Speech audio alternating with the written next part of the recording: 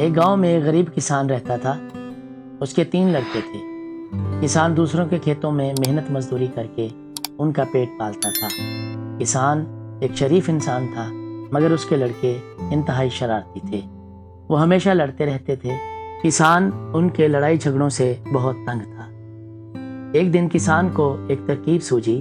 اس نے جنگل سے لکڑیاں اکٹھی کیں اور انہیں ملا کر ایک گٹھا تیار کیا۔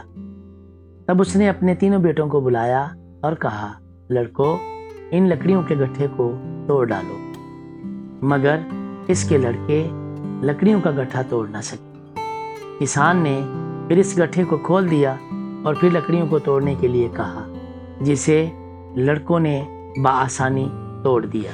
لڑکوں نے یہ کام تو کر دیا، مگر اپنے باپ کے اس عمل کی انہیں سمجھ نہ آئی۔ جب ساری لکڑیاں ٹوٹ گئیں تو اس کے والد نے کہا، معلوم ہے کہ میں نے تم سے یہ محنت کیوں کروائی؟ سب نے سر ہلا کر کہا، جی نہیں۔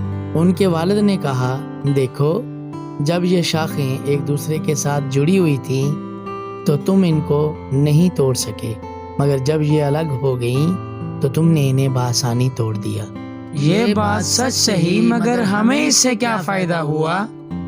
دیکھو، اگر تم مل جل کر رہو گے تو کوئی بھی تمہیں نقصان نہیں پہنچا سکے گا، لیکن اگر تم ان لکڑیوں کی طرح الگ الگ ہو گئے تو کوئی بھی بآسانی تمہیں نقصان پہنچا سکے گا۔